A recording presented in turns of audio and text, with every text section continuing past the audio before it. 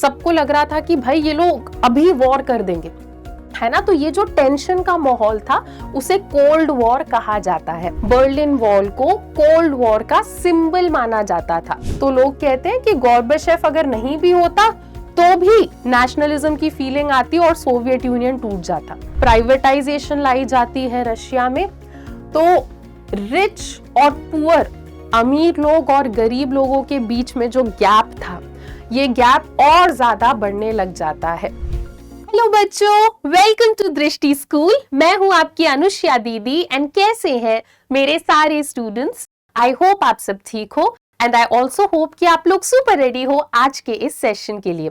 तो आज के क्लास में हम लोग बुक 1 का पहला चैप्टर स्टार्ट कर रहे हैं जिसका नाम है द एंड ऑफ बाइपोलैरिटी।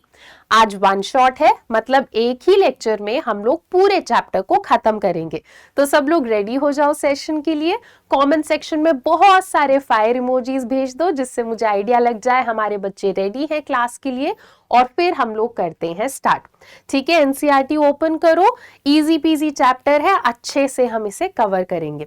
तो चैप्टर स्टार्ट करने से पहले हमें ये बाइपोलैरिटी शब्द समझना जरूरी है। ठीक है, तो बाइपोलैरिटी क्या होता है वो समझने के लिए पहले हम कोल्ड वॉर के बारे में बात करेंगे। तो पहले क्या होता था, एक चैप्टर हुआ करता था कोल्ड वॉर के ऊपर, अब वो डिलीट हो गया सिलेबस से। तो ताकि मैं तुम्हें थोड़ा लिंक कर पाऊं, इसीलिए हम कोल्ड वॉर के बारे में थोड़ा सा समझ लेते हैं। तो कोल्ड वॉर क्या था बच्चों, सेकेंड वर्ल्ड वॉर जब खत्म हुआ ना, उस टाइम पे सोवियत यूनियन और यूएसए के बीच में बहुत ज्यादा टेंशन्स थे, है ना। सोवियत यूनियन आपको पता है, आप लोगों ने क्लास 9th में पढ़ा है ना। आज के टाइम पे तो ये रशिया हो गया या बेलारूस हो गया, ये सब अलग अलग कंट्रीज हैं। उस टाइम पे 15 कंट्रीज ने साथ में एक यूनियन बना रखा था जिसे सोवियत यूनियन कहते हैं हम। मैं आपको मैप में दिखा दूंगी। तो कोल्ड वॉर में क्या था, सेकेंड वर्ल्ड वॉर खत्म होने के बाद सोवियत यूनियन और यूएसए के बीच में एकदम बहुत कन्फ्लिक्ट का माहौल था। सबको लग रहा था कि भाई ये लोग अभी वॉर कर देंगे, है ना। तो ये जो टेंशन का माहौल था उसे कोल्ड वॉर कहा जाता है। इनके बीच में टेंशन्स क्यों थे बच्चों, क्योंकि इन लोगों के विश्वास, बिलीफ अलग थे।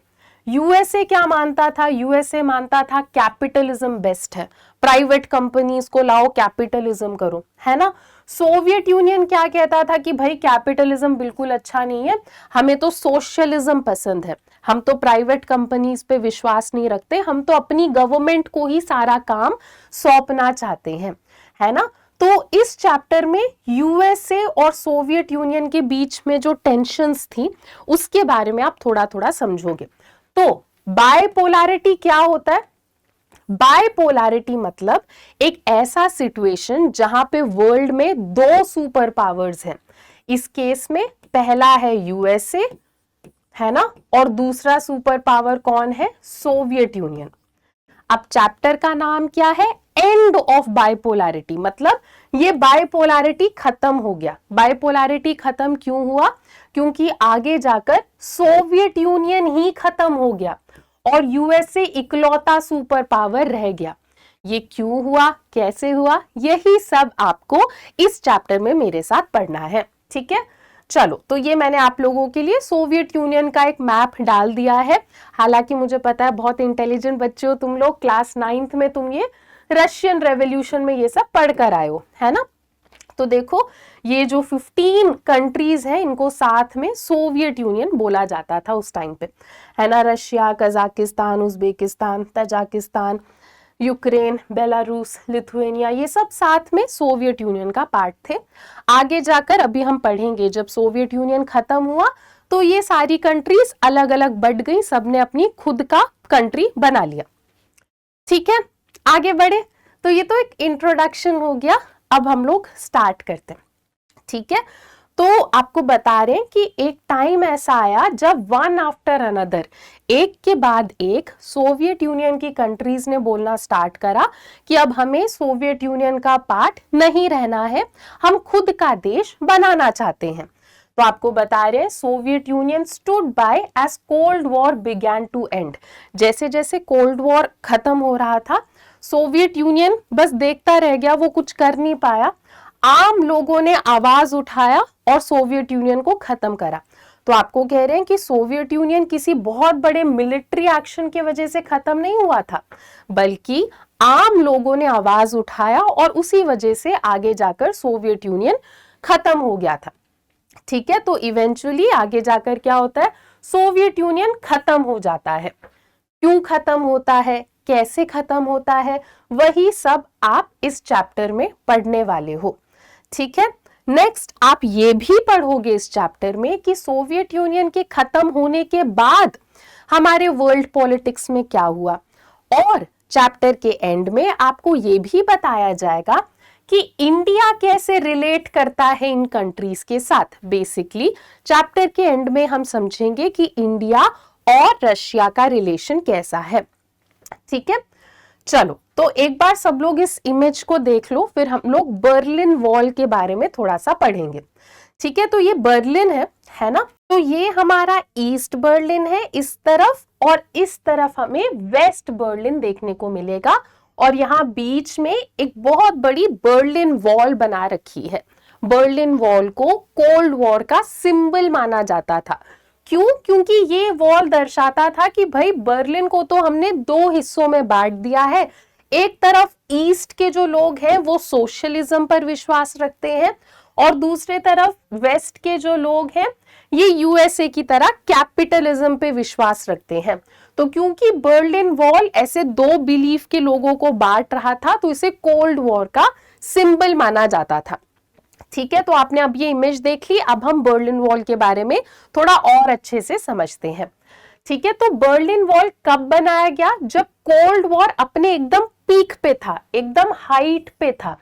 ठीक है, तो इसे कोल्ड वॉर का सबसे बड़ा सिंबल माना जाता है।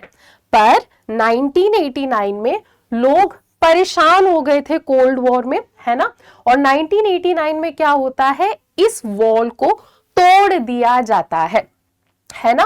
तो नेक्स्ट आपको क्या बता रहे हैं कि 1989 में क्या हुआ, पहले तो वॉल को तोड़ दिया गया, दीवार को तोड़ दिया गया, और उसके कुछ साल के बाद क्या हुआ, उसके कुछ साल के बाद सोवियत यूनियन ही खत्म हो गया। मतलब सोवियत यूनियन खत्म हुआ तो इकलौता सुपर पावर यूएसए बच गया, तो मतलब कोल्ड वॉर ही खत्म हो गया उसके कुछ साल के बाद।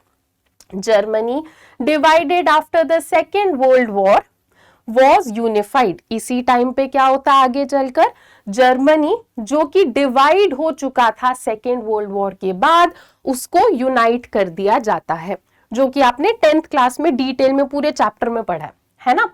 चलो, तो ये एक इमेज है ना, तो ये था वॉल हमारा बर्लिन का। तो लोगों ने धीरे धीरे करके वॉल को तोड़ ही दिया। ठीक है, यहाँ पे आपको दिख रहा है वॉल इन लोगों ने तोड़ ही दिया। ठीक है, चलो आगे बढ़ते हैं। तो बर्लिन वॉल क्या सिंबलाइज करता था, क्या दर्शाता था कि दुनिया दो हिस्सों में बट गई है। एक तरफ लोग कैपिटलिज्म को मान रहे हैं, दूसरे तरफ लोग सोशलिज्म को मान रहे हैं। 1961 में इस वॉल को बनाया गया था। ये ईस्ट बर्लिन और वेस्ट बर्लिन को डिवाइड करता था। ये जो वॉल था ये 150 किलोमीटर से भी ज्यादा लॉन्ग था, और 28 इयर्स तक ये वॉल था। उसके बाद लोग फाइनली 9 नवंबर 1989 को इस वॉल को तोड़ देते हैं। तो ये ईयर याद रखना है, ये ईयर याद रखना है।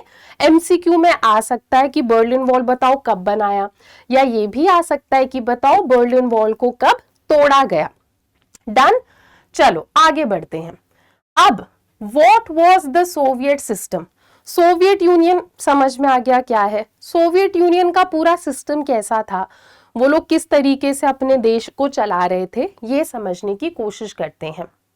ठीक है, तो जैसा कि मैंने आपको बताया 9th क्लास में हमने पढ़ा था रशियन रेवोल्यूशन, है ना, उसमें भी आपको यही बताया जाता है कि 1917 में रशिया में क्रांति हुई, रेवोल्यूशन हुआ, उसके बाद यूएसएसआर बन गया, union of Soviet socialist republics. ये डेट याद रखना।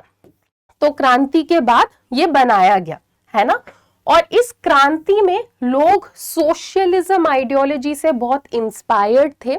लोग चाहते थे कि उनके देश में इक्वालिटी बनी रहे, गवर्नमेंट हर चीज को हैंडल करे, और इन्हें कैपिटलिज्म बिल्कुल नहीं पसंद था, है ना। ये प्राइवेट प्रॉपर्टी, प्राइवेट कंपनीज को पसंद नहीं करते थे। ये एक एगैलिटेरियन सोसाइटी, मतलब सबको बराबर लेकर ये लोग चलना चाह रहे थे। ठीक है, चलो तो अब आगे बढ़ते हैं, यहां तक तो क्लियर है। नेक्स्ट स्लाइड देखते हैं। This was perhaps the biggest attempt in human history. कह रहे हैं कि इतिहास में ही शायद ये सबसे बड़ा अटेम्प्ट रहा जहां पर एक ग्रुप ने कैपिटलिज्म को छोड़कर सोशलिज्म को अपनाने की कोशिश करी। ठीक है, तो सोवियत यूनियन में क्या सिस्टम अपनाया गया, इन्होंने कहा कि हम लोग ज्यादा इंपॉर्टेंस स्टेट को, स्टेट का मतलब है यहाँ पे गवर्नमेंट, कि हम लोग ज्यादा इंपॉर्टेंस अपनी गवर्नमेंट को देंगे, हमें प्राइवेट इंस्टीट्यूशन या प्राइवेट प्रॉपर्टी में ज्यादा इंटरेस्ट नहीं है। The Soviet political system centred around communist party. अब सोवियत यूनियन का जो पॉलिटिकल सिस्टम था, इनका पॉलिटिकल सिस्टम कम्युनिस्ट पार्टी पे निर्भर था। कोई और पॉलिटिकल पार्टी यहाँ पे अलाउड नहीं थी, जो थी बस कम्युनिस्ट पार्टी ही थी। किसी को ये भी अलाउड नहीं था कि वो लोग कम्युनिस्ट पार्टी के खिलाफ आवाज उठाएं। ठीक है, next, the economy was planned and controlled by the state. यहाँ की जो इकोनॉमी है वो भी पूरी पूरी गवर्नमेंट कंट्रोल किया करती थी।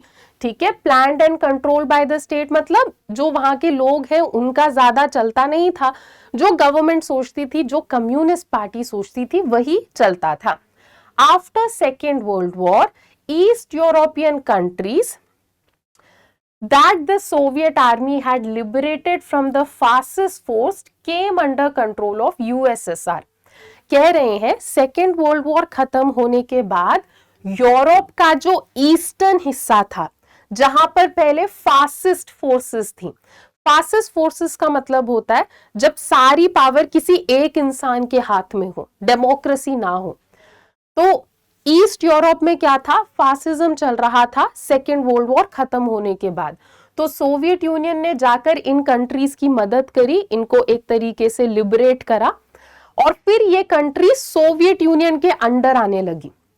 ठीक है, the political and economic system of all these countries were modelled after the USSR. तो क्या कह रहे हैं कि फिर एक ऐसा टाइम आया जब ईस्ट यूरोप की सारी जो कंट्रीज हैं वो सोवियत यूनियन का पार्ट बन गई, और फिर उन्हें भी सोवियत यूनियन का पूरा पूरा मॉडल फॉलो करना पड़ा।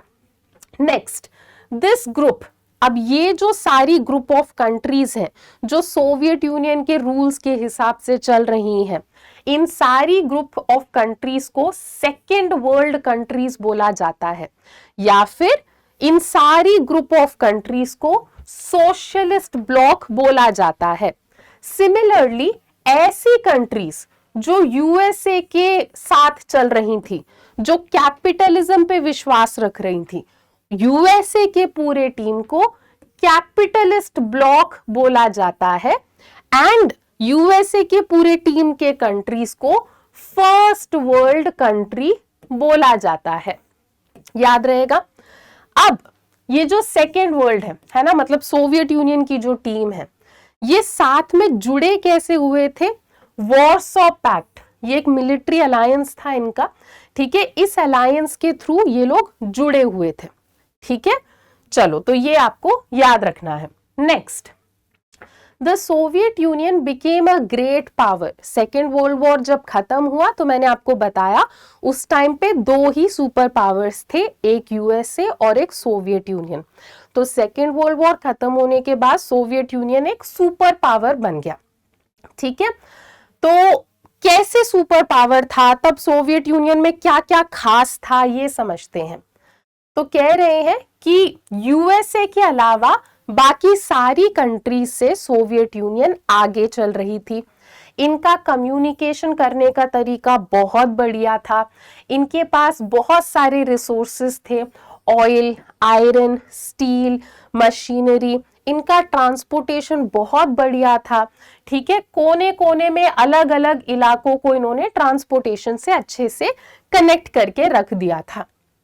ठीक है, नेक्स्ट क्या बता रहे हैं कि ये लोग सब कुछ अपने देश में ही बना लेते थे, छोटे से छोटे पिन से लेकर बड़ी बड़ी गाड़ियों तक सब कुछ ये लोग अपने देश में बना लेते थे। पर हाँ, इनके देश में जो चीजें बन रही थी उन चीजों की क्वालिटी यूएसए जितनी अच्छी नहीं थी। नेक्स्ट, अब यहाँ पे गवर्नमेंट सब कुछ संभाल रही थी, तो गवर्नमेंट देखो, प्राइवेट कंपनीज तो प्रॉफिट ड्रिवन होती हैं, है ना, उन्हें प्रॉफिट से मतलब रहता है। पर जब गवर्नमेंट हैंडल करती है तो कायदे से गवर्नमेंट को प्रॉफिट से ज्यादा लोगों के वेल बीइंग, लोगों का भला हो, है ना, इस सेंटीमेंट में कि वेल बीइंग हो, इस सेंटीमेंट में काम करना चाहिए गवर्नमेंट को। तो सोवियत यूनियन में स्टार्टिंग में यही हो रहा था कि जो सारे सिटीजन्स हैं उनका मिनिमम स्टैंडर्ड ऑफ लिविंग बना हुआ था, गवर्नमेंट सब्सिडीज देती थी, government health, education, child care, welfare, इन सब का ध्यान रखती थी। तो उस टाइम पे तो सोवियत यूनियन में बेरोजगारी, अनएम्प्लॉयमेंट था ही नहीं, ठीक है, सब कुछ गवर्नमेंट कंट्रोल किया करती थी। जो भी एसेट्स है, मतलब सोवियत यूनियन में ऐसी जो भी चीज थी जिससे इनको फायदा हो रहा था, जमीन हो गया, ठीक है, या बड़ी बड़ी कंपनीज हो गई, सब कुछ गवर्नमेंट कंट्रोल किया करती थी। तो स्टार्टिंग में सब अच्छा चल रहा था बच्चों, फिर थोड़े टाइम के बाद दिक्कतें स्टार्ट होने लगती हैं। यहाँ पर एक ही पार्टी थी, कम्युनिस्ट पार्टी, धीरे धीरे कम्युनिस्ट पार्टी अपनी चलाने लग जाती है, जनता की सुनना बंद कर देती है। तो एक टाइम ऐसा आता है जब सोवियत सिस्टम बहुत ब्यूरोक्रेटिक हो जाता है, अथॉरिटेरियन हो जाता है, मतलब ये अपने हिसाब से चलने लगते हैं, जनता की बात सुनना खत्म कर देते हैं। यहाँ पर डेमोक्रेसी खत्म हो जाता है, फ्रीडम ऑफ स्पीच को हटा दिया जाता है, लोगों को अलाउड नहीं था गवर्नमेंट की बुराई करना, है ना, गवर्नमेंट के बारे में बोलना कि गवर्नमेंट तो ये सही नहीं कर रही, वो सही नहीं कर रही, इनको अलाउड ही नहीं था। तो सारा फ्रीडम ऑफ स्पीच इनका खत्म हो गया। कभी कभी ये लोग जोक्स या कार्टून के थ्रू ये दर्शाते थे कि भाई हम तो अपनी गवर्नमेंट से खुश नहीं चल रहे। Most of the institution needed reform. Reform का मतलब होता है बच्चों बदलाव। फिर एक ऐसा टाइम आ जाता है जब सोवियत यूनियन में ज्यादातर जो इंस्टीट्यूशंस थे उनको रिफॉर्म मतलब बदलाव की जरूरत थी, है ना, रिफॉर्म की जरूरत थी। पर ये बदलाव कोई लाने को रेडी नहीं था, कम्युनिस्ट पार्टी अपनी ही चलाई जा रही थी, ठीक है। तो कहने को तो ये लोग ऑन पेपर, मतलब फॉर्मेलिटी के लिए ये लोग ऐसा कहते थे कि भाई सोवियत यूनियन की सारी कंट्रीज बराबर हैं, पर हकीकत ये थी बच्चों कि वहां पे रशिया की ही चल रही थी, रशिया अपनी चला रहा था, रशिया का डोमिनेशन चल रहा था, रशिया जो कह रहा था वो बाकी कंट्रीज को चुपचाप मानना पड़ रहा था।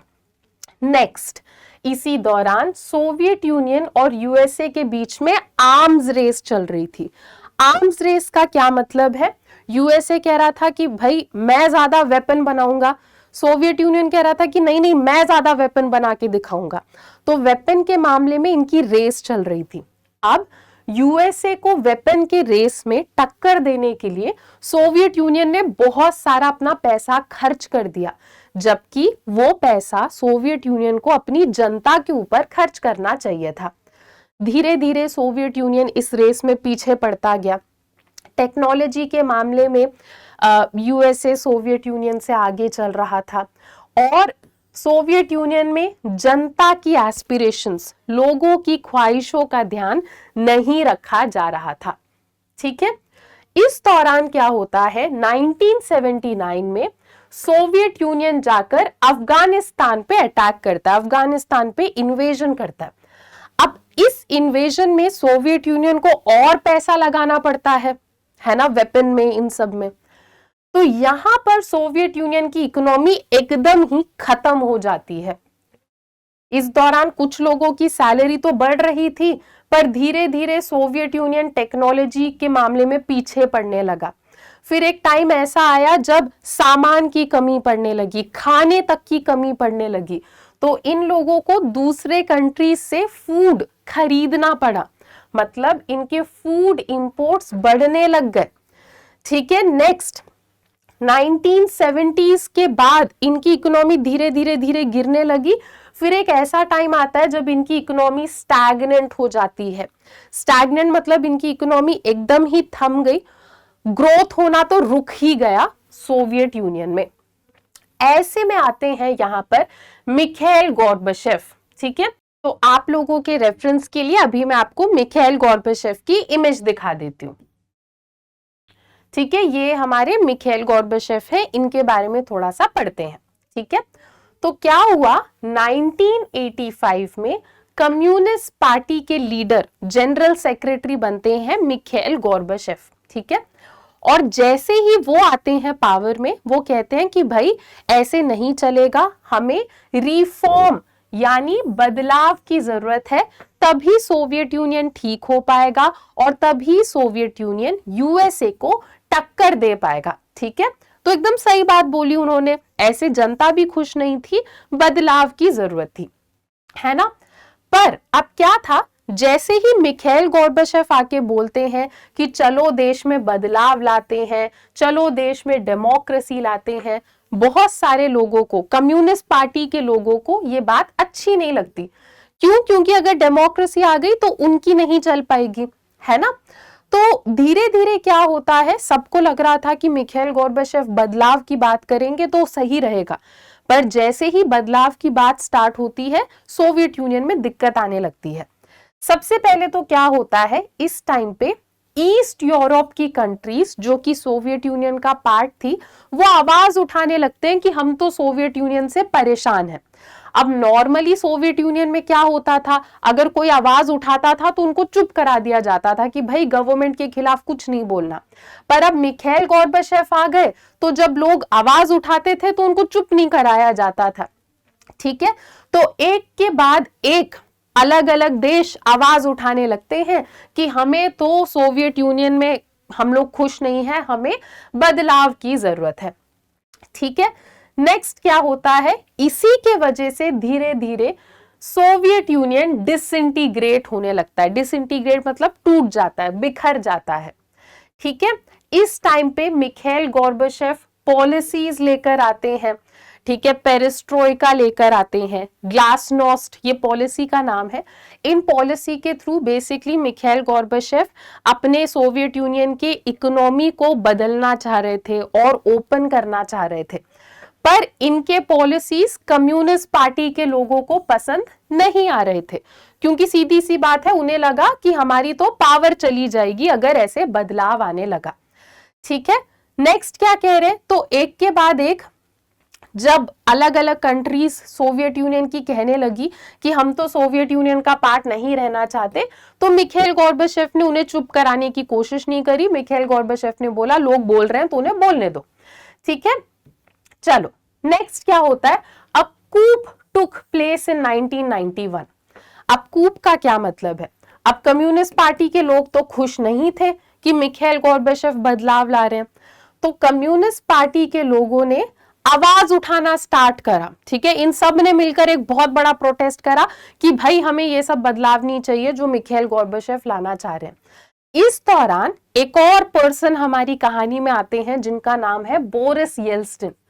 बोरिस येल्त्सिन कम्युनिस्ट पार्टी के लोगों के खिलाफ आवाज उठाते हैं। ये जो भी लोग कूप कर रहे थे इन सबको चुप करा देते हैं कि भाई बदलाव तो आएगा। और जैसे ही बोरिस येल्त्सिन कम्युनिस्ट पार्टी के लोगों के खिलाफ आवाज उठाते हैं, बोरिस येल्त्सिन वहां के हीरो बन जाते हैं। आगे जाकर जब रशिया में इलेक्शन होता है तो लोग बोरिस येल्त्सिन को जिताते भी हैं। ठीक है, चलो अब धीरे धीरे सोवियत यूनियन के हाथ से पावर हटने लगती है। तो क्या है, सेंट्रल एशिया की भी कुछ कंट्रीज सोवियत यूनियन का पार्ट है, ईस्टर्न यूरोप की भी कुछ कंट्रीज सोवियत यूनियन का पार्ट है। तो लोगों को लग रहा था कि सबसे पहले तो सेंट्रल एशिया की कंट्रीज आजादी की डिमांड करेंगी, क्योंकि सेंट्रल एशिया का कल्चर बाकी कंट्रीज के कल्चर से काफी अलग है। पर इंटरेस्टिंगली हमने देखा यूरोप की कंट्रीज पहले बोलती हैं कि हमें सोवियत यूनियन से हटना है, क्योंकि उनको लग रहा था कि भाई हमारी कंट्रीज तो रिच है पर उसके बावजूद भी कोई फायदा नहीं है, कोई डेवलपमेंट नहीं हो रहा। फाइनली दिसंबर 1991 में बोरिस येल्त्सिन के लीडरशिप के अंडर रशिया, यूक्रेन और बेलारूस, ये तीनों सबसे पहले बोलते हैं कि भाई आज से सोवियत यूनियन खत्म, आज से हम खुद का देश बना रहे हैं, आज से सोवियत यूनियन डिसबैंडेड, मतलब खत्म हो गया, डिसबैंडेड हो गया है। ठीक है, अब सोवियत यूनियन के खत्म होने का क्या मतलब है कि कम्युनिस्ट पार्टी को बैन कर दिया गया और सोवियत यूनियन की कंट्रीज ने बोलना स्टार्ट करा कि अब हम सोशलिज्म नहीं करेंगे, अब हम कैपिटलिज्म और डेमोक्रेसी जैसी चीजों को ट्राई करके देखना चाहते हैं। ठीक है, तो जब सोवियत यूनियन खत्म होता है बच्चों, उस टाइम पे कॉमनवेल्थ ऑफ इंडिपेंडेंट स्टेट्स बनाया जाता है। तो सोवियत यूनियन तो खत्म, पर जो भी कंट्री सोवियत यूनियन का पार्ट थी उन्होंने एक ग्रुप बना लिया कॉमनवेल्थ ऑफ इंडिपेंडेंट स्टेट्स, ताकि ये लोग आपस में कोऑर्डिनेट करके अच्छे से काम कर पाए। तो क्या था, सेंट्रल एशिया की कंट्रीज को ना ये बहुत शॉकिंग लगता है, इन्हें पता ही नहीं था कि सोवियत यूनियन अचानक से खत्म होने वाला है ना। वो तो रशिया, बेलारूस, इन सब ने अचानक से सोवियत यूनियन को खत्म कर दिया। सेंट्रल एशिया की कंट्रीज थोड़ा शॉक में थी कि भाई हमें तो किसी ने बताया नहीं। तो सेंट्रल एशिया की कंट्रीज से बोलते हैं कि कोई बात नहीं, हमने तुम्हें बताया नहीं कि अचानक से सोवियत यूनियन खत्म हो रहा है, कोई बात नहीं, हम तुम्हें कॉमनवेल्थ ऑफ इंडिपेंडेंट स्टेट्स में ला रहे हैं, यहां पर हम लोग कोऑर्डिनेट कर सकते हैं। ठीक है, तो सेंट्रल एशिया की कंट्री को फाउंडिंग मेंबर्स बना दिया जाता है CIS का। अब सोवियत यूनियन खत्म हो जाता है। अब सोवियत यूनियन इतने साल चला, सोवियत यूनियन ने बहुत सारे एग्रीमेंट साइन कर रखे थे, बहुत सारे ऑर्गेनाइजेशंस को भी ज्वाइन कर रखा था, तो इसीलिए ये डिसाइड किया जाता है कि फॉर्मली सोवियत यूनियन की जगह अब से रशिया लेगा, है ना। तो फॉर्मली जहां पर भी सोवियत यूनियन का नाम लग रहा था, अब उसकी जगह रशिया का नाम लगने लगा। ठीक है, तो इसी के चलते सोवियत यूनियन जब हटा तो यूनाइटेड नेशन के सिक्योरिटी काउंसिल में सोवियत यूनियन की जगह रशिया का नाम आ गया, है ना। और ये इकलौता न्यूक्लियर कंट्री भी बन जाता है इन कंट्रीज में से, कौन, रशिया। ठीक है, तो इसी के साथ लिखा है ना, old Soviet union was dead and buried, पुराना सोवियत यूनियन खत्म हो गया, उसे दफना दिया, अब आगे सोवियत यूनियन की जगह रशिया ले लेता है।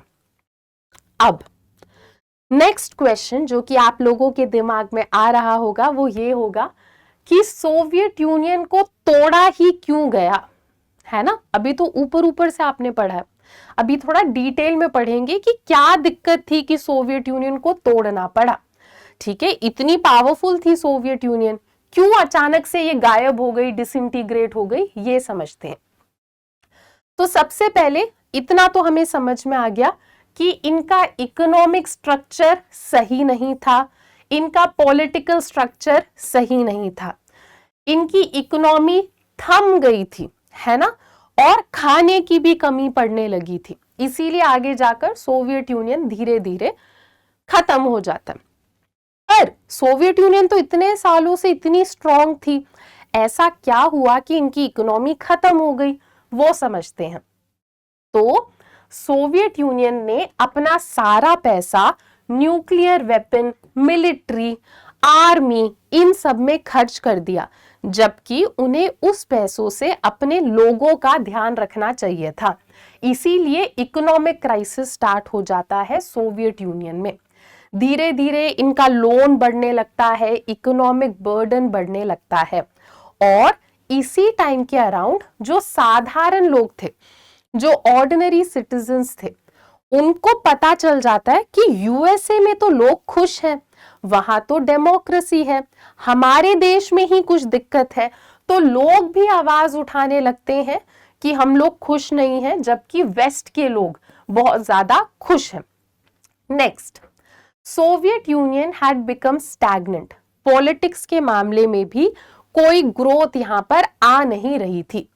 यहां पर एक ही पार्टी थी, कम्युनिस्ट पार्टी, जो 70 से भी ज्यादा सालों तक यहां पर अपना रूल चलाए जा रही थी, और ये लोगों की तो बिल्कुल भी नहीं सुनती थी। धीरे धीरे साधारण लोगों को, ऑर्डिनरी लोगों को ऐसा लगने लगा कि हमारी बात कोई नहीं सुन रहा है, यहाँ पे तो करप्शन है, यहाँ की जनता बिल्कुल डिससैटिस्फाइड हो जाती है, यहाँ की गवर्नमेंट अपनी गलतियों को ठीक करने के लिए रेडी नहीं थी, लोगों की बात नहीं सुनी जा रही थी। है ना। और जो कम्युनिस्ट पार्टी के लोग थे उनके अंदर एक ऐसी फीलिंग आ जाती है कि हम तो बेटर हैं, हम तो ऑर्डिनरी सिटीजन से ऊपर हैं, है ना। तो इस वजह से भी लोगों को कम्युनिस्ट पार्टी अच्छी नहीं लग रही थी। नेक्स्ट, अब थोड़े टाइम के बाद हमें पता है कि मिखाइल गोर्बाचेव आ जाते हैं और मिखाइल गोर्बाचेव कहते हैं कि सोवियत यूनियन में बहुत सारी गलतियां हैं, हमें बदलाव, रिफॉर्म लाने की जरूरत है ना। अब यहां पर आता है एक बहुत बड़ा क्वेश्चन, है ना। आप सबके दिमाग में यही बात चल रही होगी कि दीदी मिखाइल गोर्बाचेव ने तो सही बोला कि हाँ बदलाव की जरूरत है, पर फिर भी वो सोवियत यूनियन को नहीं बचा पाए, ऐसा क्यों, है ना। ये समझने की कोशिश करते हैं। ओके, तो मिखाइल गोर्बाचेव तो सही बोल रहे थे कि बदलाव लाने की जरूरत है, पर लोग उनकी बात को सुनने को रेडी नहीं थे, है ना। कुछ लोग उनसे कह रहे थे कि भाई आप तो बहुत जल्दी जल्दी बदलाव ला रहे हो, देश से ये बदलाव झिलेगा नहीं।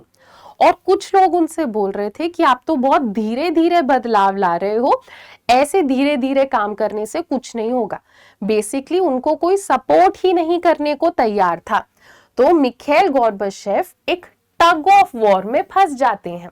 टग ऑफ वॉर आपको पता है, ये जो गेम होता है जिसमें रस्सी को दोनों तरफ से खींचा जाता है, इसे टग ऑफ वॉर बोलते हैं। तो टग ऑफ वॉर में क्या है, कुछ लोग उनसे कह रहे हैं कि भाई आप तो बहुत तेज बदलाव ला रहे हो, कुछ लोग उनसे कह रहे हैं कि भाई आप तो बहुत स्लो काम कर रहे हो। तो मिखाइल गोर्बाचेव को सपोर्ट ही नहीं मिला, वो दोनों तरफ से उन्हें लोग बस परेशान कर रहे थे, वो इस टग ऑफ वॉर में फंस जाते हैं। ठीक है, नेक्स्ट, इसी टाइम के अराउंड अलग अलग कंट्रीज के अंदर नेशनलिज्म की भावना बढ़ने लग जाती है। ठीक है, नेशनलिज्म की भावना मतलब यूक्रेन, जॉर्जिया, अलग अलग कंट्रीज ये सोचने लगती हैं कि हमें तो सोवियत यूनियन का पार्ट नहीं रहना है, हम खुद का देश बनाकर दिखाएंगे। इस वजह से भी एक एक करके कंट्रीज सोवियत यूनियन को छोड़कर खुद की कंट्रीज बनाने लग जाती हैं। ठीक है, अब यहां पर कुछ लोगों का एक अलग नजरिया है। कुछ लोग कहते हैं कि अगर मिखाइल गोर्बाचेव नहीं भी आते तो भी अलग अलग कंट्रीज खुद से बोल देती कि हमें तो बदलाव चाहिए, और फिर आगे जाकर सोवियत यूनियन टूट ही जाता, क्योंकि अलग अलग कंट्रीज में नेशनलिज्म की फीलिंग आ रही थी। पर ये एक व्हाट इफ है। व्हाट इफ मतलब हमें पता नहीं, हम तो ऐसे अंदाजा लगा रहे हैं, है ना। तो लोग कहते हैं कि गोर्बाचेव अगर नहीं भी होता तो भी नेशनलिज्म की फीलिंग आती और सोवियत यूनियन टूट जाता। बाकी लोग कहते हैं कि नहीं नहीं, मिखाइल गोर्बाचेव के आने के वजह से मिखाइल गोर्बाचेव ने इस प्रोसेस को स्पीड अप कर दिया, उनके वजह से सोवियत यूनियन और जल्दी जल्दी टूट गया। ठीक है, ऐसे ये लोगों के अलग अलग व्यूज हैं इस सिचुएशन को लेकर। ठीक है, नेक्स्ट क्या कह रहे हैं, आपको बताया जा रहा है, ये मैंने तुम्हें पहले ही बता दिया था कि सबको लग रहा था सेंट्रल एशिया की कंट्रीज पहले आवाज उठाएंगी कि उन्हें सोवियत यूनियन से हटना है, पर इंटरेस्टिंगली ईस्ट यूरोप की कंट्रीज ने पहले आवाज उठाई कि उन्हें सोवियत यूनियन से हटना है, क्योंकि इनमें से काफी सारे कंट्रीज रिच थे, तो उन्हें लगा कि सोवियत यूनियन में रहेंगे तो हमारे इन पैसों का कोई फायदा नहीं है, हमारी कोई ग्रोथ नहीं हो रही है। ठीक है, तो यहाँ की यूरोप की जो कंट्रीज थी, ईस्ट यूरोप की कंट्रीज, उन्होंने ये सोचा कि हमारी तो इकोनॉमी अच्छी है, फालतू में हमारा पैसा खर्च हो रहा और डेवलपमेंट ही नहीं हो रहा, फिर ये लोग डिसाइड करते हैं कि सोवियत यूनियन से हटते हैं। तो अब हमें समझ में आ गया कि सोवियत यूनियन टूटा क्यों। अब समझते हैं consequence of disintegration. Consequence of disintegration मतलब सोवियत यूनियन के टूटने का रिजल्ट क्या रहा, वर्ल्ड पॉलिटिक्स में क्या बदलाव आया सोवियत यूनियन के टूट जाने के वजह से, वो समझते हैं। ठीक है, तो आपको बता रहे हैं सोवियत यूनियन के टूट जाने की वजह से वर्ल्ड पॉलिटिक्स पूरी बदल जाती है। कैसे बदलती है वो समझते हैं। जैसे ही सोवियत यूनियन खत्म होता है, कोल्ड वॉर भी खत्म हो जाता है। ठीक है, पहले क्या था, एक आइडियोलॉजिकल लड़ाई चल रही थी। यूएसए कह रहा था कि कैपिटलिज्म बेटर है, सोवियत यूनियन कह रहा था कि सोशलिज्म बेटर है ना। अब तो सोवियत यूनियन ही खत्म हो गया, तो इनकी लड़ाई भी खत्म हो गई, कोल्ड वॉर खत्म हो गया। सोवियत यूनियन के खत्म होने का यह भी मतलब है कि लोगों ने माना कि सोशलिज्म अच्छा नहीं है, इसीलिए सोवियत यूनियन खत्म हो गया। तो लोगों ने ऑटोमेटिकली अज्यूम कर लिया कि कैपिटलिज्म जीत गया, कैपिटलिज्म ज्यादा बेटर तरीका है देश को चलाने का। ठीक है, नेक्स्ट क्या कह रहे हैं, और क्या हुआ सोवियत यूनियन के खत्म होने के वजह से? पहले तो आर्म्स रेस चल रहा था, यूएसए और सोवियत यूनियन वेपन की रेस लगा रहे थे। अब सोवियत यूनियन खत्म तो ये आर्म्स का जो वेपन का जो रेस था वो रेस भी खत्म हो जाता है। इन्होंने जो भी मिलिट्री प्रिपरेशंस करे थे, जो भी मिलिट्री ग्रुप्स बनाए थे, ये सब खत्म हो जाता है सोवियत यूनियन के खत्म होते ही। तो अब आपको बता रहे हैं वर्ल्ड पॉलिटिक्स में क्या हुआ। जब तक सोवियत यूनियन था तब तक दो सुपर पावर्स थे, एक था यूएसए और एक था सोवियत यूनियन। अब सोवियत यूनियन खत्म हुआ तो दो संभावनाएं थी। पहला पॉसिबिलिटी क्या था कि अब सारी पावर यूएसए के हाथ में चली जाएगी और एक यूनिपोलर वर्ल्ड बन जाएगा, मतलब एक ऐसी दुनिया जहां सारी पावर यूएसए के हाथ में है। दूसरी संभावना क्या थी कि अब यूएसए को टक्कर देने के लिए अलग अलग कंट्री साथ में आने लगेंगी, है ना। अब पावर सोवियत यूनियन की जगह किसी और कंट्री के हाथ में चली जाएगी और शायद वो यूएसए को टक्कर देगा और एक मल्टीपोलर वर्ल्ड बनेगा। मल्टीपोलर वर्ल्ड मतलब एक ऐसी दुनिया जहां पे अलग अलग कंट्रीज के हाथ में पावर हो। तो सोवियत यूनियन के खत्म हो जाने के बाद इस तरीके से दो पॉसिबिलिटीज आई और वर्ल्ड पॉलिटिक्स हमारी बदल गई। ठीक है, आगे जाकर हमने देखा कि यूएसए के हाथ में बहुत ज्यादा पावर आ जाती है और कैपिटलिज्म को बहुत प्रमोट करा जाता है। इस दौरान वर्ल्ड बैंक और आईएमएफ, इंटरनेशनल मॉनेटरी फंड जैसे ऑर्गेनाइजेशन अलग अलग कंट्रीज को लोन देकर उन कंट्रीज में कैपिटलिज्म को बढ़ावा दे रहे थे। ठीक है, तो ओवरऑल क्या हुआ, लोगों ने मानना स्टार्ट करा कि डेमोक्रेसी और साथ ही साथ कैपिटलिज्म बेस्ट तरीका रहेगा। ठीक है, और क्या हुआ, सोवियत यूनियन के खत्म हो जाने की वजह से पहले तो सोवियत यूनियन के अंदर ही थी सारी कंट्रीज, अब सोवियत यूनियन खत्म तो इन सारी कंट्रीज ने एक एक करके खुद का देश बना लिया। तो इस टाइम पे बहुत सारी नई कंट्रीज बनती हैं। ये कंट्रीज एकदम आजाद थी। इनमें से कुछ कंट्रीज ने क्या करा, नाटो को ज्वाइन कर लिया। इनमें से कुछ कंट्रीज ने क्या सोचा कि हम ईयू, यूरोपियन यूनियन को ज्वाइन करेंगे। तो ऐसे नई नई कंट्रीज बनने लगती हैं। ठीक है, अब नेक्स्ट हम पढ़ेंगे शॉक थेरेपी के बारे में। यहां तक क्लियर है सबको? जल्दी जल्दी थम्स अप डाल दो। आगे बढ़ते हैं, नेक्स्ट टॉपिक देखते हैं, शॉक थेरेपी इन पोस्ट कम्युनिस्ट रेजिम। ठीक है, तो आपको क्या बता रहे हैं कि एक ऐसा टाइम आया जब सोवियत यूनियन खत्म हो गया, है ना। अब सोवियत यूनियन में जो भी कंट्रीज थी वो आजाद हो गई, उन्होंने खुद का कंट्री बना लिया। अब ये कंट्री सोचती हैं कि सोशलिज्म तो हमारे देश में चला नहीं, तो अब हम चलो कैपिटलिज्म को अपनाकर देखते हैं, हम प्राइवेट कंपनीज को लेकर आएंगे। तो इन सारी कंट्रीज में ये जो प्रोसेस था कि हम सोशलिज्म को हटा रहे हैं और कैपिटलिज्म को लेकर आने वाले हैं, इसी प्रोसेस को शॉक थेरेपी बोला जाता है। और शॉक थेरेपी में वर्ल्ड बैंक और आईएमएफ जैसे ऑर्गेनाइजेशंस इनको लोन देकर हेल्प कर रहे थे कि हाँ आप लोग यहाँ पर कैपिटलिज्म लेकर आओ, है ना।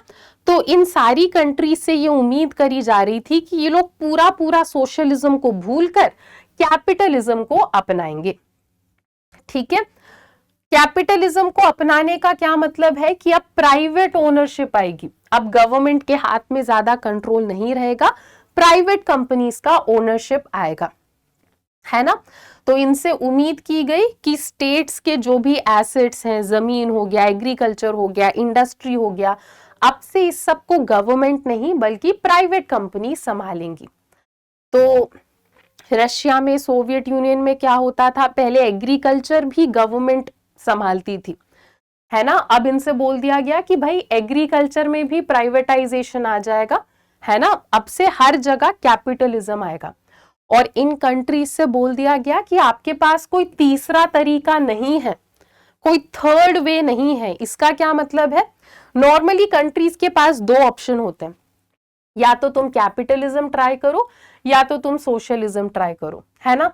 अब रशिया जैसी कंट्रीज से बोल दिया गया कि सोशलिज्म तो तुम्हारे यहाँ चला नहीं, तो अब तुम्हें कैपिटलिज्म अपनाना होगा, और कोई तीसरा तरीका तुम्हारे पास नहीं है।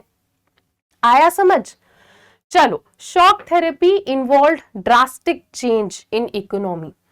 शॉक थेरेपी की वजह से इन कंट्रीज के इकोनॉमी में बहुत ज्यादा बदलाव आया। इनके जो पुराने तरीके थे ट्रेड करने के, उन सारे पुराने तरीकों को हटा दिया गया और इन कंट्रीज से बोला गया कि अब यूएसए जैसी कंट्रीज आपके देश में आकर इन्वेस्टमेंट करेंगी, जिसे हम कहते हैं फॉरेन डायरेक्ट इन्वेस्टमेंट। तो इनसे बोला गया कि अब तुम्हारी इकोनॉमी फॉरेन डायरेक्ट इन्वेस्टमेंट से ही चलेगी, ठीक है। तो अब धीरे धीरे ये रशिया जैसी कंट्रीज वेस्ट की इकोनॉमी के साथ जुड़ती जा रही थी और वेस्ट की कंट्रीज डिसाइड कर रही थी कि अब से रशिया जैसी कंट्रीज में क्या होगा, ठीक है। Consequence of shock therapy. अभी आपने समझा शॉक थेरेपी था क्या, अब हम समझेंगे शॉक थेरेपी का रिजल्ट क्या रहा, ठीक है। तो शॉक थेरेपी अच्छा नहीं था। शॉक थेरेपी से रशिया जैसी कंट्रीज का बहुत ज्यादा नुकसान हुआ। इनकी इकोनॉमी एकदम ही रुइन, मतलब एकदम ही खत्म हो गई, ठीक है। तो रशिया में आपको बता रहे हैं क्या था, largest state control led industrial complex almost collapse, 90% of industries were put off for sale. Russia में पहले तो इंडस्ट्रीज को गवर्नमेंट कंट्रोल करती थी, अब यहां पर कैपिटलिज्म आया तो इन सारी इंडस्ट्रीज को सेल पे डाल दिया गया और प्राइवेट कंपनीज और लोगों को एनकरेज किया गया कि भाई आप इस इंडस्ट्री को जाकर खरीद सकते हो, ठीक है, कि आप चाहो तो इस इंडस्ट्री को खरीद सकते हो। तो सोचो, इतनी बड़ी बड़ी इंडस्ट्रीज डायरेक्ट सेल पे लग गई। तो हम कहते हैं कि ये इतिहास में सबसे बड़ा इंडस्ट्रीज का सेल था। हम इसे कहते हैं largest garage sale in history. बड़े बड़े इंडस्ट्रीज छोटे छोटे दामों में ऐसे ही बेचे जा रहे थे और रशिया के सिटीजन को वाउचर दिया गया कि आप इस वाउचर को यूज करके थोड़ा सस्ते में इंडस्ट्री को खरीद सकते हो। पर उस टाइम पे रशिया की इकोनॉमी इतनी खराब थी कि इन लोगों ने इस वाउचर को ही बेच दिया, है ना। वाउचर को बेचा, कुछ पैसे मिले, उस पैसों से इन्होंने खाना वाना खा लिया और इन्होंने कहा कि हमें तो इंडस्ट्री वगैरह नहीं खरीदनी। तो ये ब्लैक मार्केट में जाके अपने वाउचर को बेच के पैसा ले आते थे। इस टाइम पे रशिया की करेंसी है रूबल बच्चों, ठीक है, रूबल। तो इस टाइम पे रूबल की वैल्यू तेजी से क्या होता है, गिरने लग जाती है रूबल की वैल्यू, है ना। फार्मिंग में भी प्राइवेटाइजेशन आ जाता है, खाने की कमी पड़ने लगती है, रशिया को खाना इंपोर्ट करना पड़ता है, दूसरे कंट्री से खरीदना पड़ता है। 1999 तक आते आते रशिया की जीडीपी 1989 से भी कम हो गई थी। मतलब जीडीपी के मामले में रशिया 10 साल पीछे चला गया था, ठीक है। पहले क्या था, गवर्नमेंट थी, गवर्नमेंट तो लोगों का ध्यान रखती थी। अब गवर्नमेंट को हटा दिया तो लोगों का वेल बीइंग बिल्कुल नहीं हो रहा था। अब गरीब लोगों को कोई सब्सिडी नहीं मिल रही थी, ठीक है। अब देखो, जो अमीर लोग होते हैं ना, वो तो हर प्रॉब्लम में जैसे तैसे पैसा यूज करके सरवाइव कर जाते हैं, है ना। मिडिल क्लास के ऊपर कोई दिक्कत आती है तो वो क्या करते हैं, वो अपने सारे सेविंग्स खत्म कर देते हैं, जैसे तैसे सरवाइव करते हैं। पर जो पहले ही गरीब है वो इंसान क्या करेगा, उसका तो बेचारा कुछ नहीं कर पाएगा। तो इस टाइम पे मिडिल क्लास एकदम पुअर हो जाता है और थोड़े बहुत यहाँ पे जो पढ़े लिखे लोग थे थोड़े सक्सेसफुल लोग थे, वो इस टाइम पे रशिया को छोड़कर माइग्रेट कर जाते हैं। अब क्या था, रशिया में ना ही कोई अब गवर्नमेंट है ना ही कोई रशिया को कंट्रोल करने वाला था। ऐसे में माफिया आ जाती है रशिया में, हर चीज को कंट्रोल करने के लिए रशिया में माफिया आ जाती है। ठीक है, नेक्स्ट आपको क्या कह रहे हैं, जब प्राइवेटाइजेशन लाई जाती है रशिया में, तो रिच और पुअर, अमीर लोग और गरीब लोगों के बीच में जो गैप था, ये गैप और ज्यादा बढ़ने लग जाता है। ठीक है, इनइक्वालिटी बढ़ने लगती है प्राइवेटाइजेशन के वजह से। नेक्स्ट कह रहे हैं कि ये सारी कंट्रीज अपने इकोनॉमी को बदलने के लिए इतना फोकस कर रहे थे कि ये लोग भूल ही गए कि इन्हें अपने देश में डेमोक्रेसी लेकर आना है। डेमोक्रेसी के ऊपर कोई ध्यान नहीं देता। फॉर एग्जाम्पल, रशिया और बाकी कंट्रीज में भी संविधान को बहुत जल्दबाजी में बना दिया जाता है और इनमें से ज्यादातर कंट्री में प्रेसिडेंट को बहुत भर भर के पावर दे दी जाती है। ठीक है, इसीलिए सेंट्रल एशिया के बहुत सारे कंट्रीज में आप देखोगे कि प्रेसिडेंट के हाथ में बहुत पावर थी और वो प्रेसिडेंट अपनी चलाने लग जाते हैं। फॉर एग्जाम्पल, तुर्कमेनिस्तान में प्रेसिडेंट थे, ठीक है, और उज़्बेकिस्तान के भी जो प्रेसिडेंट थे, इन लोगों ने क्या करा, इन लोगों ने कहा कि भाई हम 10 साल के लिए प्रेसिडेंट रहेंगे। और जब इनके 10 साल खत्म होने वाले थे तो इन्होंने कहा कि भाई हम फिर से आगे आने वाले 10 साल के लिए प्रेसिडेंट रहेंगे। तो कोई संविधान को इज्जत ही नहीं दे रहा था, जनता को अलाउड नहीं था प्रेसिडेंट के खिलाफ आवाज उठाना, सुप्रीम कोर्ट है ना, जुडिशरी का तो कोई सिस्टम था ही नहीं।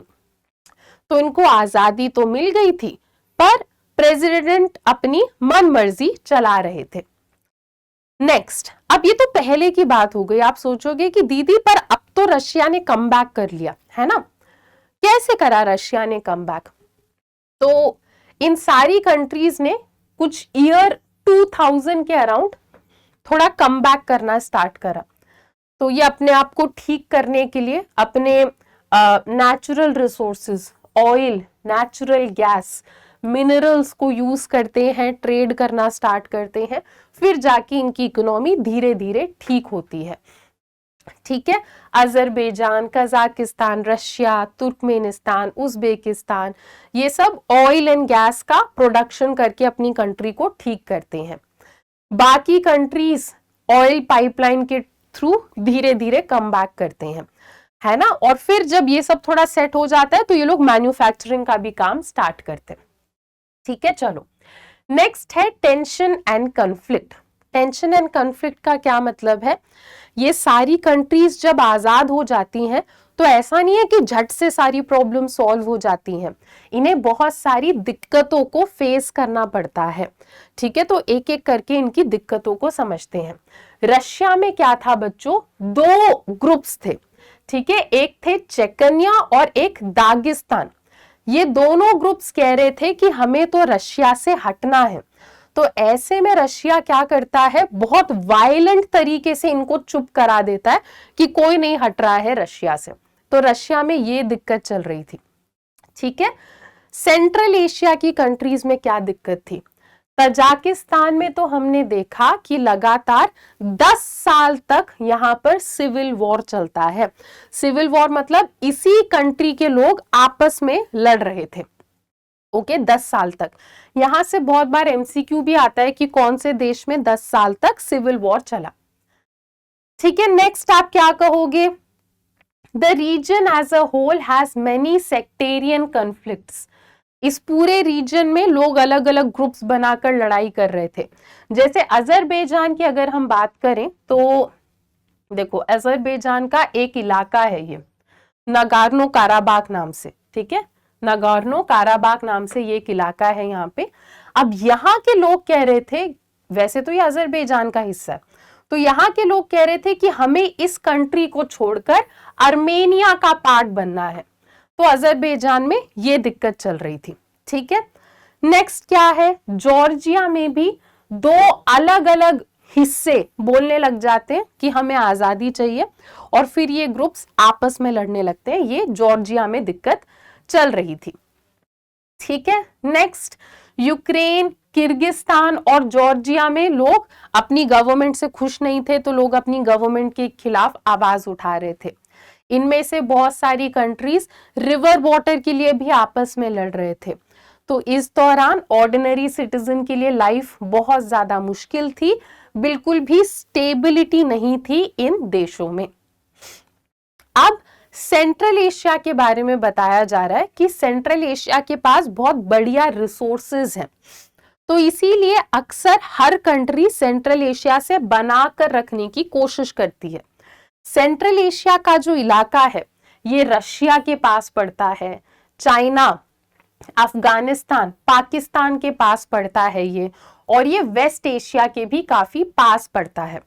तो आपको 9/11 पता है, यूएसए में जब टेररिस्ट अटैक हुआ था, तो यूएसए में जब टेररिस्ट अटैक हुआ, यूएसए सोचता है कि हमें सेंट्रल एशिया के ऊपर नजर रखने की जरूरत है ताकि ये सारी चीजें फिर से हमारे देश में ना हो, है ना। तो इस टाइम पे यूएसए सेंट्रल एशिया के ऊपर थोड़ा नजर रखने लगता है।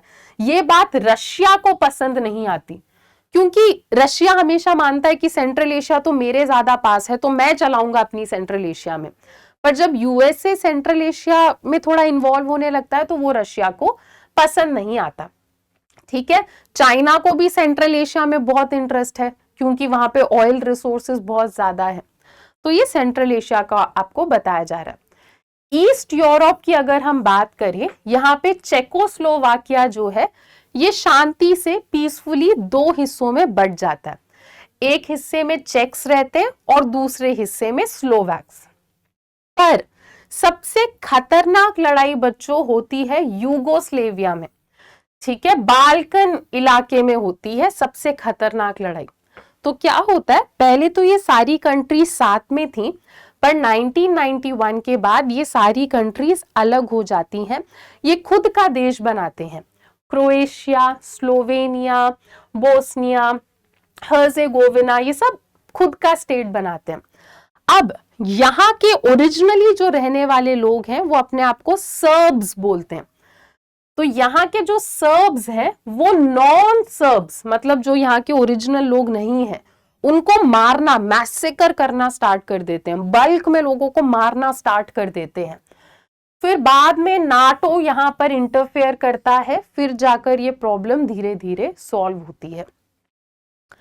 ठीक है, तो ये टॉपिक इतना ही है, आपको बस ऊपर ऊपर से बताया जा रहा है कि आजादी मिलने के बाद इन कंट्रीज ने क्या क्या प्रॉब्लम्स देखी। नेक्स्ट है India and the post communist country. इस टॉपिक में आप बेसिकली समझोगे कि इंडिया और रशिया के बीच का रिलेशन कैसा रहा। तो इंडिया और रशिया का रिलेशन इंडिया के फॉरेन पॉलिसी का बहुत इंपॉर्टेंट पार्ट है, उसे मैं आपको अभी समझाती हूँ। तो कह रहे हैं कि इंडिया और रशिया का बहुत एक खास रिश्ता है, एक कल्चरल रिलेशन भी है। आप देखोगे कि रशिया के लोग जो हैं वो हिंदी गाने सुनते हैं, उन्हें अक्सर क्या होता है, अमिताभ बच्चन का नाम पता होता है, राज कपूर, इन सब के इन्होंने गाने सुने हैं। ठीक है, तो हिंदी फिल्मों के गाने आपको रशिया में सुनने को मिल जाएंगे। नेक्स्ट आपको क्या बता रहे हैं कि रशिया और इंडिया का सोच सेम है। हम दोनों चाहते हैं कि वर्ल्ड में अलग अलग कंट्रीज के हाथ में पावर हो, है ना। हम दोनों चाहते हैं कि हर इलाके को पावर मिले। हम दोनों चाहते हैं कि कल को लड़ाई हो तो उसे शांति से सुलझाया जाए, है ना। डिसीजन मेकिंग में भी हम चाहते हैं कि यूएसए के अलावा हर कंट्री की सुनी जाए यूनाइटेड नेशन में। हम डेमोक्रेसी को स्ट्रॉन्ग बनाना चाहते हैं, तो हमारा विजन सेम है। नेक्स्ट, इंडिया और रशिया ने बहुत सारे एग्रीमेंट्स को भी साइन कर रखा है। तो 80 से भी ज्यादा एग्रीमेंट्स को इंडिया और रशिया ने साइन कर रखा है इंडो रशियन स्ट्रैटेजिक एग्रीमेंट के अंडर, जो कि 2001 में हुआ था। रशिया से हमें क्या फायदा है? कश्मीर इशू में रशिया ने हमें हमेशा सपोर्ट करा है। टेररिज्म रिलेटेड इंफॉर्मेशन रशिया हमें दे देता है। ठीक है, रशिया से बनाकर रखेंगे तो सेंट्रल एशिया तक जाना हमारे लिए आसान होगा। चाइना हमें बहुत परेशान करता है, उस प्रॉब्लम को बैलेंस करने के लिए रशिया से बनाए रखना अच्छा है। अब रशिया को भी इंडिया से फायदा होता है। इंडिया सेकंड लार्जेस्ट मार्केट है जहां पर वो रशिया अपने वेपन्स को बेच सकता है। इंडियन मिलिट्री भी रशिया से काफी कुछ वेपन्स खरीदती है। इंडिया बहुत ज्यादा ऑयल इंपोर्ट करती है रशिया से, और जब भी हमारे देश में कोई ऑयल क्राइसिस रहा है, रशिया झट से हमारी मदद करने भी आया है। और हमें उम्मीद भी है कि आगे आने वाले टाइम पे इंडिया रशिया से या कजाकिस्तान से ऑयल इंपोर्ट करना और बढ़ाने लगेगा। ठीक है, ऑयल फील्ड के मामले में भी रशिया और इंडिया साथ में मिलकर काम कर रहे हैं, कोऑपरेट कर रहे हैं। इंडिया के न्यूक्लियर एनर्जी प्लांट्स में भी रशिया और इंडिया साथ में काम कर रहे हैं। फॉर एग्जाम्पल, जब हमें क्रायोजेनिक रॉकेट की जरूरत थी तो रशिया ने ही वो हमें प्रोवाइड करा था। बहुत सारे साइंटिफिक प्रोजेक्ट्स में भी इंडिया और रशिया ने साथ में मिलकर काम कर रखा है। कन्फेटी टाइम, इसी के साथ फाइनली हमारा ये चैप्टर खत्म होता है। तो आई होप तुम लोगों को ये चैप्टर अच्छे से समझ में आया, इंटरेस्टिंग लगा। पर अभी भागो मत, एक क्वेश्चन है आप लोगों के लिए। इस क्वेश्चन का आंसर आप लोगों को नीचे कमेंट्स में बताना है। ठीक है, तो आपको पता ही है कि मैं आपके सारे एक एक कमेंट्स पढ़ती हूं, तो जो भी बच्चा इसका राइट आंसर देगा, अगर तुम्हें दिख रहा है कि तुम्हारे कमेंट में किसी का एक लाइक आया है तो वो मेरा ही होगा। ठीक है, तो तुम्हें भी आइडिया लग जाएगा कि तुमने कितना ध्यान से सुना। इंपॉर्टेंट क्वेश्चन भी है ये। Which country in Central Asia witnessed a civil war that went on for 10 years? आपका क्वेश्चन है, सेंट्रल एशिया का वो कौन सा देश था जहां पर सिविल वॉर 10 साल तक चलता ही रहा?